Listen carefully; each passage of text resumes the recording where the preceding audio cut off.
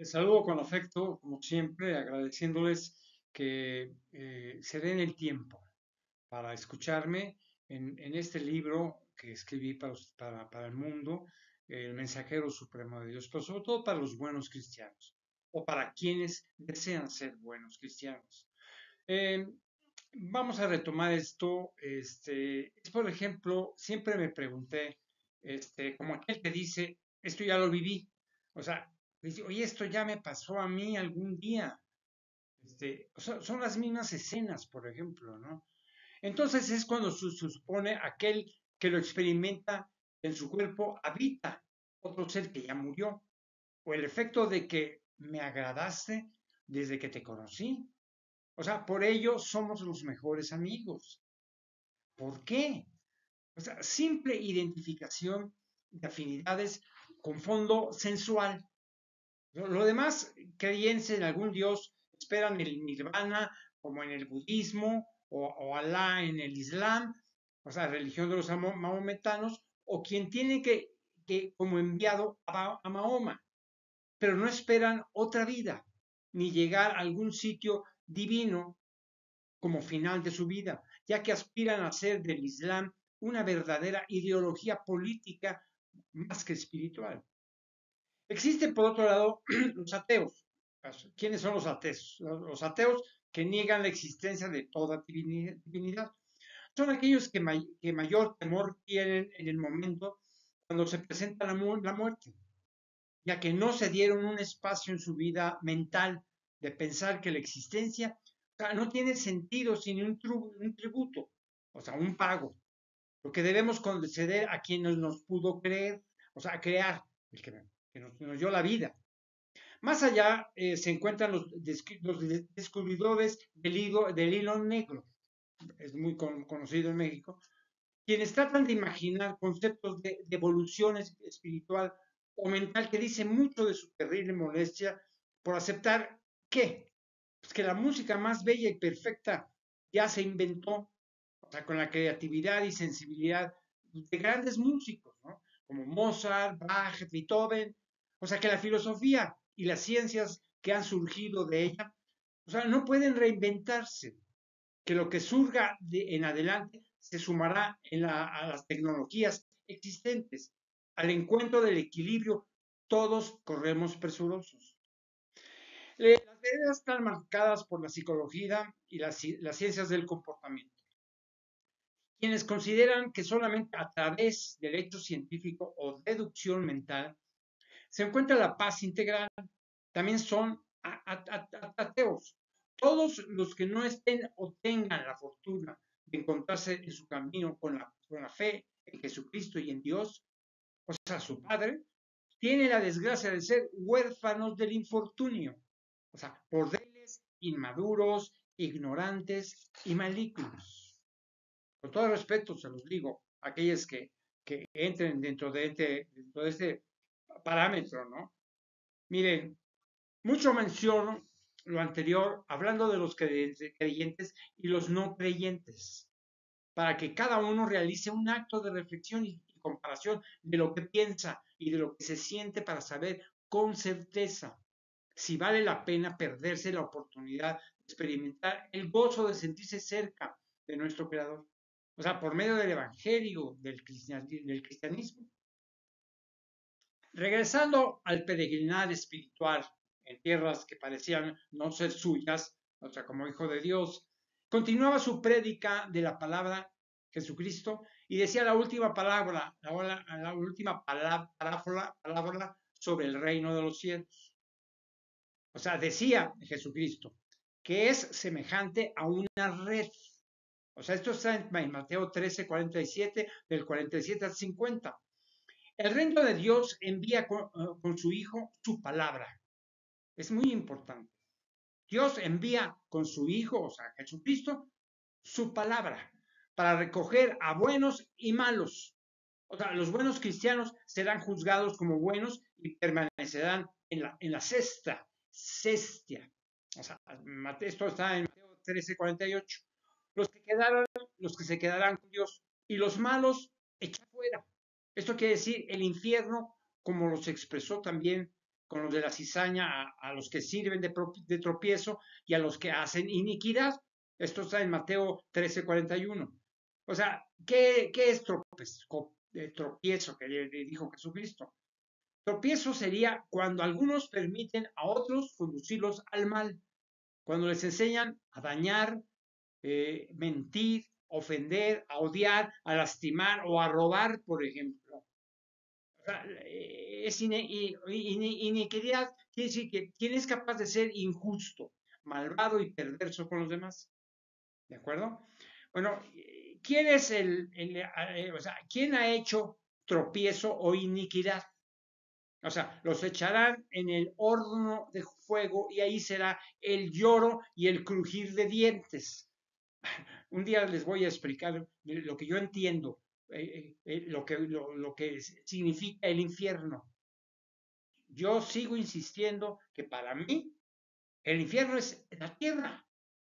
¿Y saben por qué? Porque cuando venga Jesús, cuando venga Jesucristo, porque nos avisó que venía algún día, posiblemente dentro de 3.000 años o 10.000 años, qué sé yo, pero va a venir.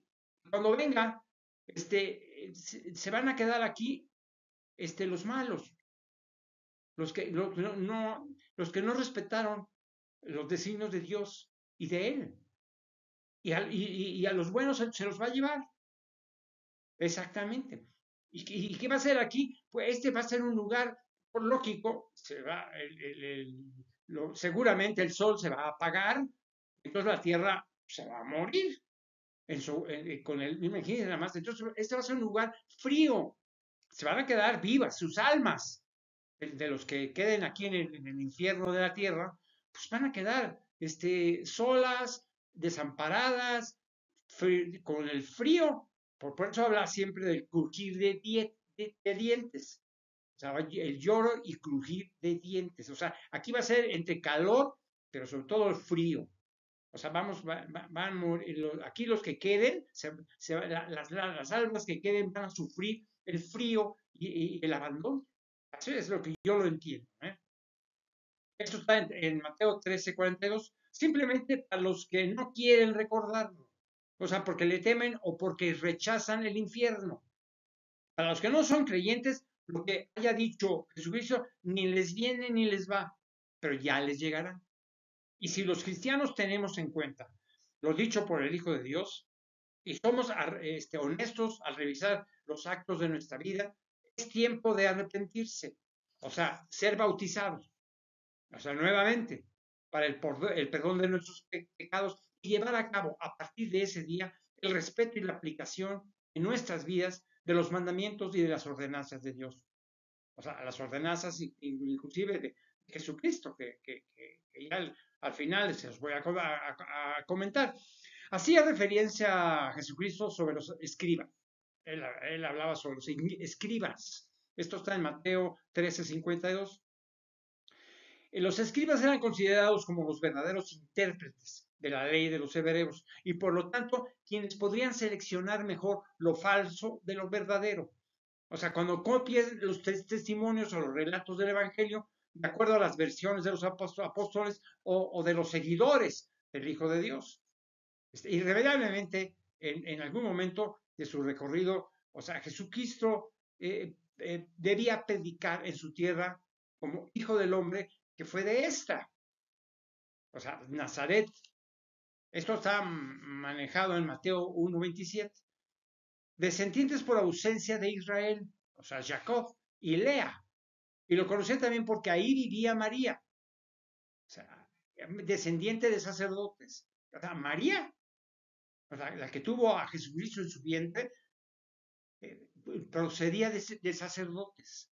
O sea, el principal sacerdote del principio fue Aarón. El primero, como he dicho, hermano de Moisés, de la tribu de Leví. Igualmente, hijo de Israel y Lea. O sea, es lo que es las 12 tribus de Israel.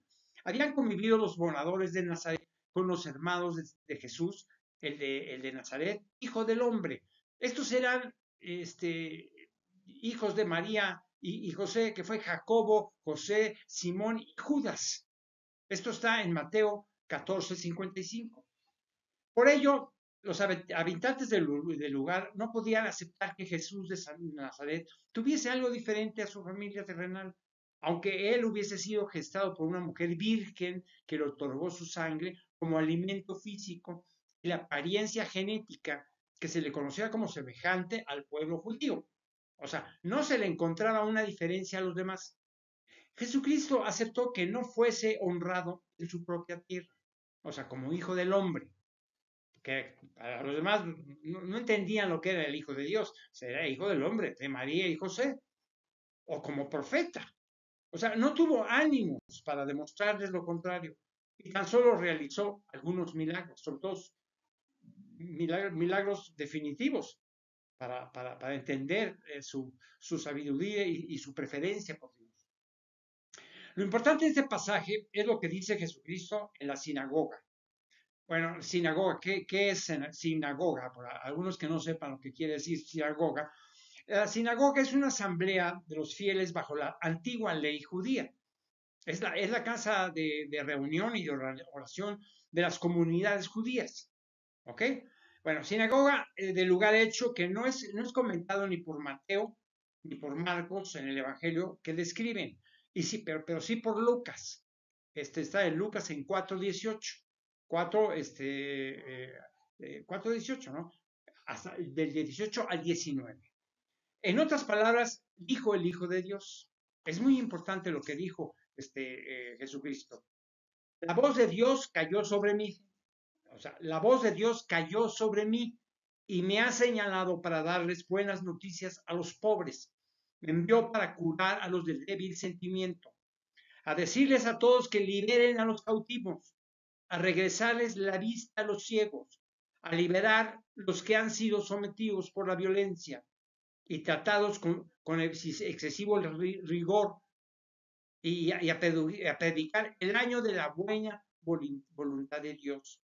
Eso es lo que dijo Jesucristo. Y yo no lo estoy inventado, está en la Biblia. Esto lo pueden encontrar en Isaías 61 con 1 y 2, está en el Antiguo Testamento. Aquí la referencia de Isaías profetizaba que sobre una colina de Jerusalén hablaba hablaba del Hijo de Dios y lo confirmaba cuando había dicho. Isaías decía, acontecerá, es muy importante esto, acontecerá en lo postero de los tiempos que será confirmado el monte de la casa de Jehová, como cabeza de los montes y será exaltado sobre los collados, o sea, pequeñas colinas, y correrán a él todas las naciones, y vendrán muchos pueblos y dirán, venid, subamos al monte de Jehová, o sea, de Dios, a la casa de Dios de Jacob, y nos enseñará sus caminos, y caminaremos por sus sendas. Porque Sión, o sea, que es la colina de Jerusalén, saldrá la ley y de Jerusalén la palabra de Jehová. O sea, lógico, es Jesucristo. Y ello estaba predestinado en el Antiguo Testamento, en Isaías 2, del 1 al 4. Ya, en el Antiguo Testamento ya habían previsto esto, porque Dios les había mandado unos mensajes a algunos de profetas. O sea, el profeta Isaías, hijo de Amós, tuvo una visión referida a la tribu de Judá y de los que sucedería en Jerusalén. O sea, avisaba que llegaría el Hijo de Dios. Ya desde entonces ya sabían que iba a llegar un Hijo de Dios. No sabían qué. Fue Jesús, exactamente. Sobre alguna, dijo en el Antiguo Testamento, sobre alguna colina de Jerusalén, lógico, donde dio la vida a Jesucristo en un pesebre, en una de las colinas de Jerusalén. Y será lo más importante en cada pequeña colina, como el Monte de los Olivos. O sea, por supuesto, el Monte de los Olivos. Esto está mencionado en Mateo 24:3. Y en todas las naciones del mundo se conoce a Jesucristo. Y más de 2.000 millones de creyentes siguen el evangelio cristiano. Ahora, es una forma de de ir precisamente hacia la luz, y en donde vive Dios y el perdón de los pecados. O sea, muchos pueblos han subido al monte. O sea, esto quiere decir la palabra de Dios al lado de Jesucristo, en donde vive el Espíritu Santo de nuestro Creador. Y en donde vive Dios sale la ley. Al morir crucificado el Hijo de Dios, resucitó al tercer día y la palabra de Dios echará raíces. Los que trato de explicar esto, ¿no? Por estos tiempos, Jesucristo en su caminar escuchó de la muerte de Juan el Bautista, o sea, hijo de Elizabeth, y esta esposa del sacerdote Zacarías. O sea, Juan, nacido por designio, o sea, Juan el Bautista, nacido por designio de Dios y avisado por el ángel Gabriel, eso está en Lucas 1:41, lleno de la voz del Creador, o sea, lleno de la voz del Creador, quien preparó el sendero del Hijo de Dios. Está hecho Mateo entre 3 y 3. Quien bautizaría en Espíritu Santo y fuego.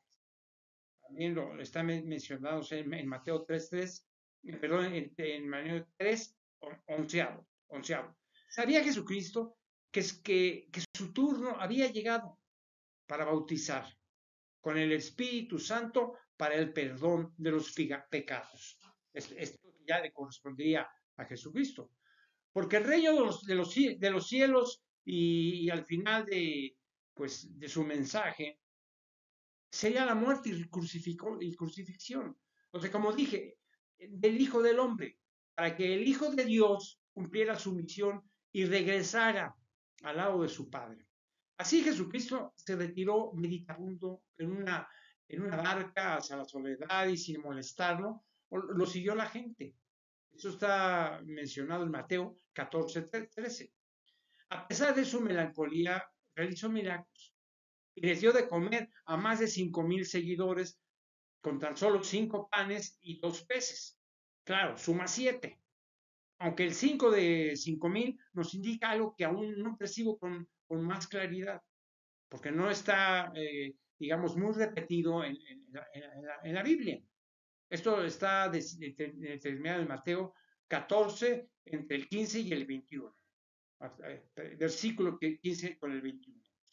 En ese momento especial, porque es muy especial, que tuvo Jesucristo, decidió orar solo, seguramente por la muerte de Juan el Bautista y el futuro que le esperaba a la cuarta vigilia. O sea, esto está mencionado en Mateo 14:25. Caminó sobre el mar para ir hacia la barca en donde se encontraban sus apóstoles, por supuesto, incluyendo a Mateo.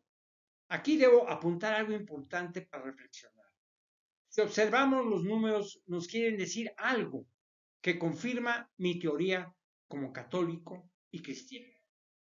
En esta etapa es claro que sobresale el número 5, que no resulta típicamente bíblico, de acuerdo a mi análisis y mi estudio, pero que ahora toma ese número 5 importancia porque se relaciona a los 5,000 seguidores al momento de considerar nombres. O sea, con igual número de letras como Pedro, Pablo o Mateo, Barca, todos tienen 5 letras. O la terminación del apartado de la mención del Evangelio, además es apoyado por lo fundamental número bíblico, que es el 4. El 4 es un número bíblico extraordinario. O sea, cuando se menciona, por ejemplo, a Juan, orar, cuarta vigilia, o el versículo 14, el número 4 es un número bíblico, es importantísimo. Miren, consideraremos que por un momento la relación de esos números en la presencia como obispo de Roma, que fue Juan Pablo II, con la importancia que tuvo y que confirma su santidad y la elección indicada por Dios para terminar siendo otro más de sus mensajes, que la verdad se encuentra en la iglesia de Jesucristo. Simplemente tomemos en cuenta lo siguiente. Pues Juan, 4 letras. Pablo, 5. Y el apóstol el Pedro, también, 5.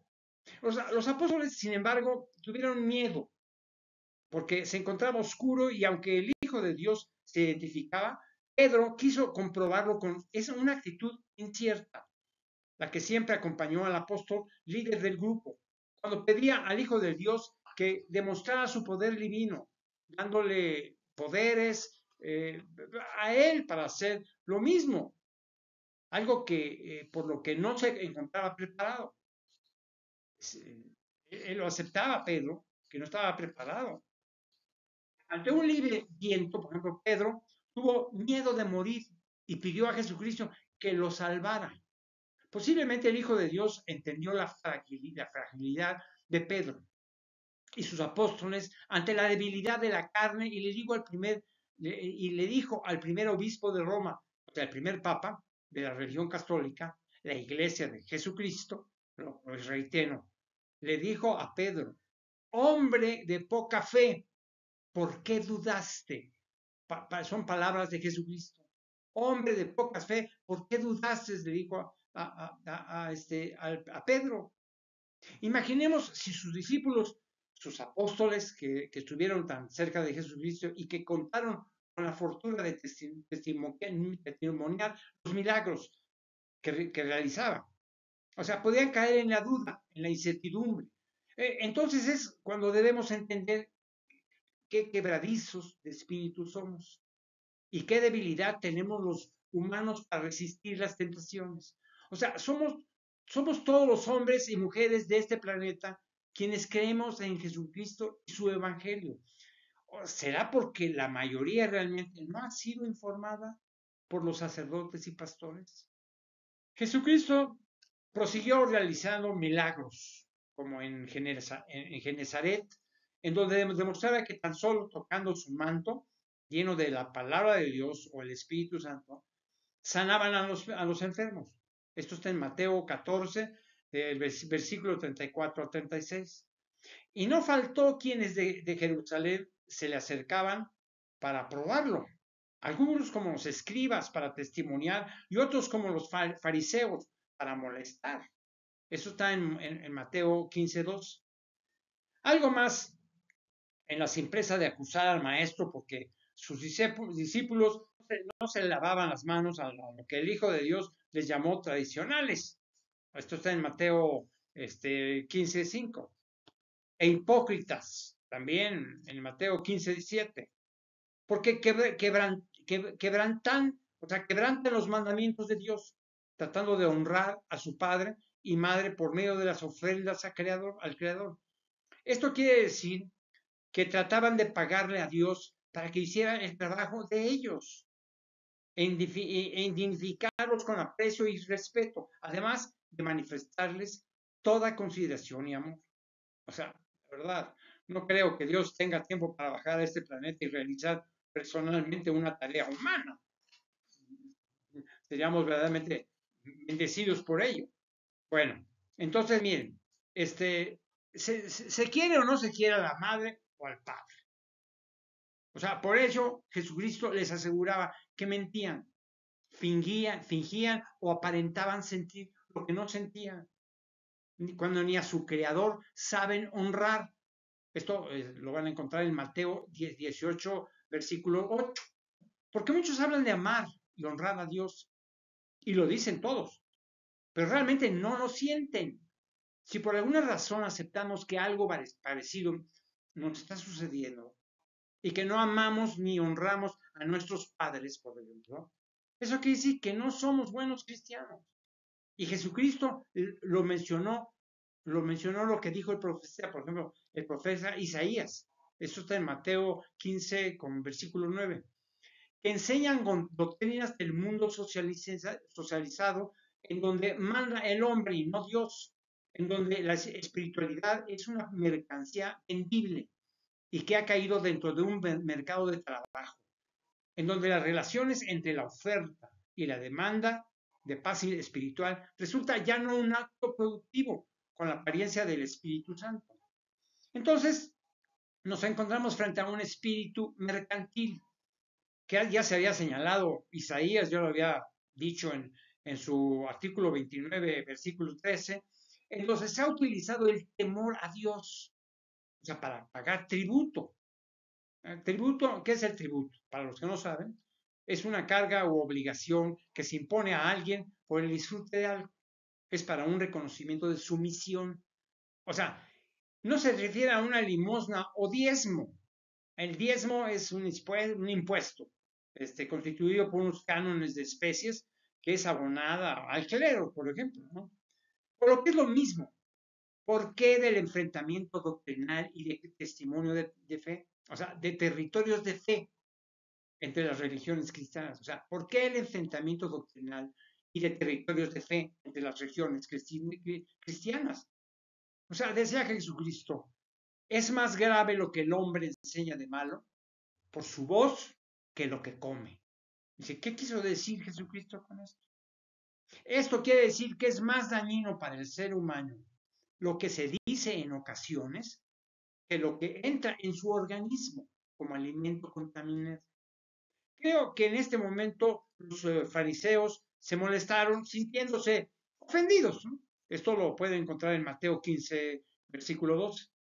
Y el Hijo de Dios dijo, Jesucristo dijo, toda planta que no plantó mi Padre Celestial será desarraigada. Esto está en Mateo 15, versículo 13. Interpretando, y vamos a interpretar sus palabras. Vamos a decir que todo mandato o mandamiento del hombre que sea contrario al espíritu y sentido de los mandamientos de Dios terminará desapareciendo por una o por otra razón, por enfermedades, por desastres o por el juicio final. Jesucristo les hacía ver esos mandamientos del hombre. O sea, repito, formas de actuar, vestir, qué comer, qué pensar, ¿verdad? Qué aceptar. O sea, son conductas dirigidas para el bien común dentro de un marco económico global. O sea, se refiere, digamos, al comercio de satisfacciones inventadas por la ambición y la codicia, antinaturales que lastiman los sentimientos buenos y guían como ciegos a otros ciegos. Esto lo van a encontrar en Mateos 15, con versículo 14. Hacia el principio de los malos pensamientos. O sea, los homicidios, los adulterios, las fornicaciones, los hurtos, los falsos testimonios, las blasfemias. Bueno, esto lo van a encontrar en Mateos 15 con versículo 19. Miren, me parece que muchos cristianos, no buenos cristianos, están cayendo frecuentemente en los mandamientos del hombre, no de Jesucristo ni de Dios, del hombre. Sabía bien Jesucristo que no tendría tiempo, ni era su misión curar a todos y salvar a todo el mundo. O sea, vino a mostrarle a la humanidad el poder de Dios, su existencia a través de él. O sea, no salvaría a todos en esa época, ni en las épocas futuras. Con una mujer cananea, bueno, una mujer cananea que quiere ser, o sea, pertenece a un pueblo semita nacido en Siria y Palestina. O sea, país de Canaán, básicamente. 300 años antes de la llegada del Hijo de Dios. O sea, pidiendo curación para su hijo. Por ejemplo, está en Mateo 15, 22. Sin embargo, Jesucristo expresó una frase definitiva que nos señalaba el motivo para que el que vino a este mundo. O sea, ¿cuál fue el motivo para que Jesucristo viniera a este mundo? Entonces Jesucristo dijo, no soy enviado sino a las ovejas perdidas en la casa de Israel. Esto lo dice Mateo, lo van a encontrar en el 15, versículo 24.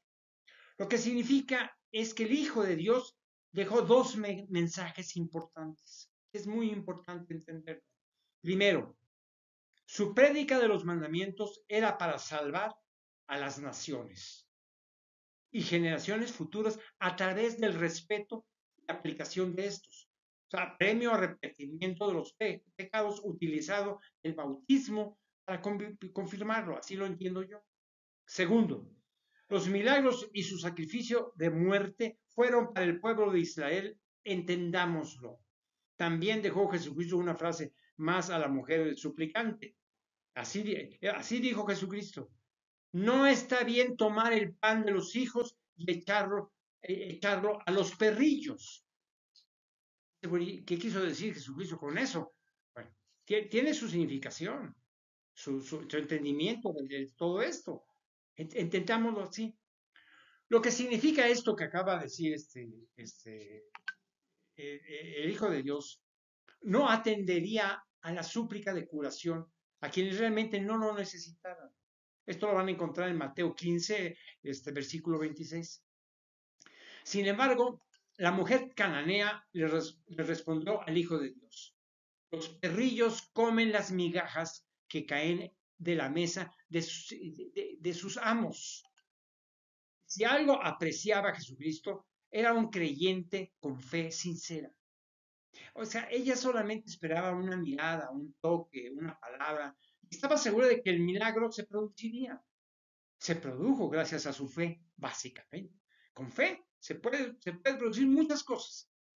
Cuando encuentro esa expresión que dice que nuestro creador nos hizo a su imagen y semejanza, es porque Moisés nunca indicó la expresión ni los rasgos de Dios. Más probable es que se parecía a todos y a ninguno en particular. Eso es lo que dijo Moisés. Dios seguía mostrándose a través de su Hijo, y Jesucristo, al sanar por medio de a cojos, ciegos, mudos y mancos, lo que demostraba al pueblo de Israel el poder del Creador. Por última ocasión, de forma tan directa y clara. Como era una gran multitud la que seguía a Jesucristo, pues maravillada todas de lo que veía con sus milagros, solamente Dios envió mensajes ocultos para significar ciertos números como clave de toda su creación. Así se presenta la oportunidad de alimentar después de 3 días de seguir al Hijo de Dios. Estos lo van a encontrar en Mateo 15, versículo 32. A 4,000 hombres, el número 4, número bíblico, sin contar a las mujeres y a los niños. Esto lo van a encontrar en Mateo 15, versículo 38. Aparece el número 4 por muchas razones en la historia bíblica. Y unido el número 4 aparece el 7. Es importantísimo. Con 7 panes y peces. Esto lo van a encontrar en Mateo 15 con versículo 34. Y aún más, el mensaje de Dios nos repite el número 7 en las 7 canastas, o sea, llenas. Esto lo van a encontrar en Mateo 15, versículo 37. Coincidencia, premeditación, proyecto de una gran mentira planeada por los judíos. Dios mío, imagínense nada más. ¿Qué mentira tan grave lo pudieron haber hecho los judíos? La fe está por encima de toda especulación amañada. Y puedo asegurarles, por lo que he experimentado personalmente, de que la llegada de Jesucristo y la existencia de su Padre como creador absoluto es real, que lo escrito en la Sagrada Biblia es tan cierto como su esencia, aunque podríamos intelectualmente contemplar posibles distorsiones en su transcripción a través de su manejo en el transcurso de los siglos. Lógico, alguien pudo haber metido alguna palabreja que no correspondía, ¿no? Partiendo de los originales escritos de quienes anotaron los hechos reales. Este hecho en donde Jesucristo realiza el milagro sorprendente, o sea, con demasiados testigos para ignorarlo y para una gran multitud de seguidores, es una muestra de que Dios se encontraba presente acompañando a su Hijo.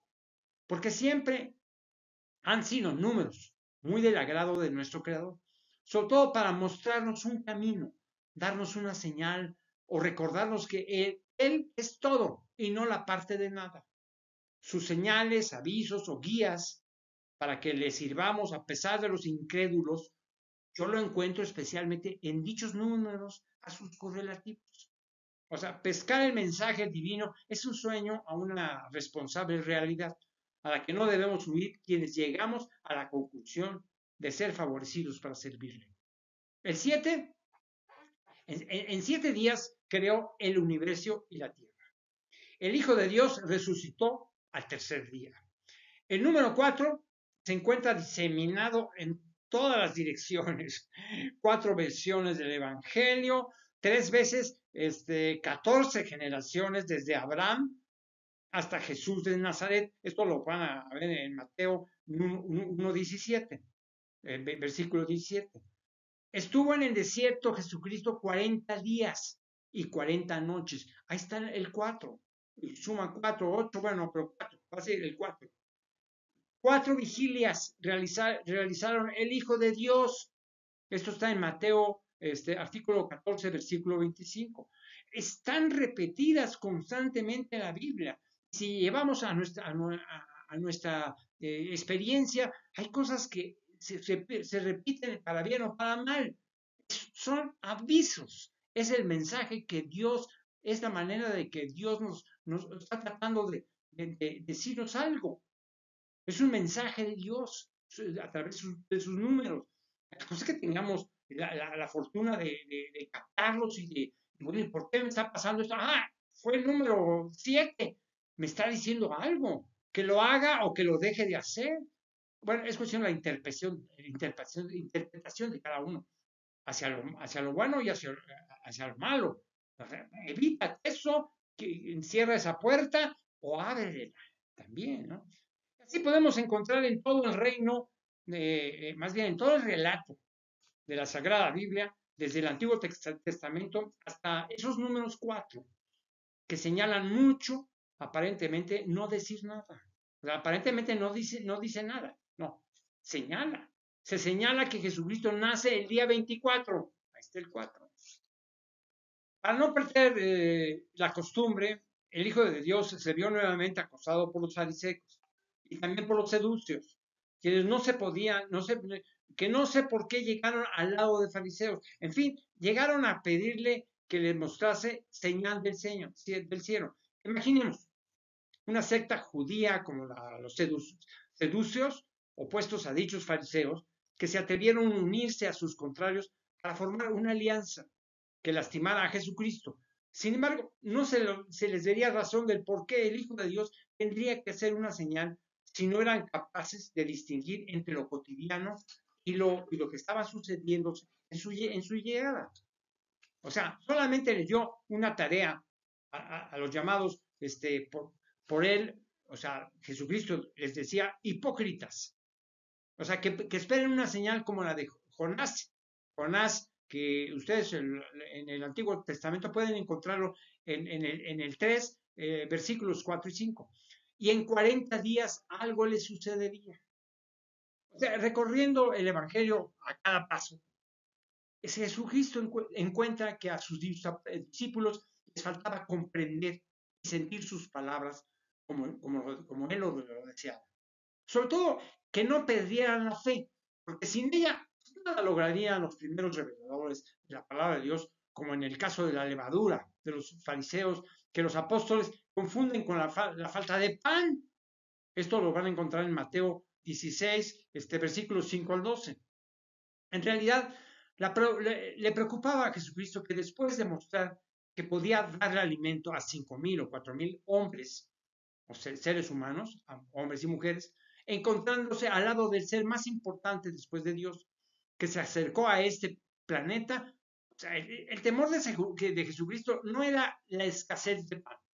Le preocupaba que sus apóstoles se dejaran influenciar por enseñanzas contrarias al cristianismo, que crezcan en la mente de ellos como lo hace la levadura con el pan. Estoy tratando de explicarles a ustedes la interpretación que yo tengo con esto.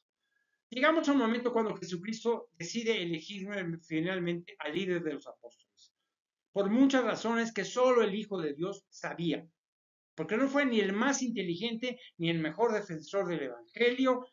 Lo probó otra vez, por ejemplo, en Mateo lo van a encontrar en artículo 16, versículos 16 al 20. O sea, preguntando a todos lo que pensaban sobre el Hijo del Hombre, que quién sería el verdadero. Y le mencionaron profetas como Juan el Bautista, Elías, Jeremías. Sin embargo, Pedro fue el único que dijo Pedro fue el único que dijo, tú eres el Cristo, el Hijo de Dios viviente. Esto está en Mateo, artículo 16, versículo 16. Y de lo cual fue testigo el apóstol Juan, hermano de Jacobo hijos de Zebedeo. La historia bíblica es bastante cierta y coherente, no solamente para uno que tenemos una fe profunda, sino como análisis científico entre la interrelación de una palabra con otra. Bueno, vamos a quedar en este momento ya en el minuto 40. Fíjense nada más. Bueno, terminé esta parte, pero voy a seguir en la siguiente. Que Dios los bendiga y que estén con Dios permanentemente.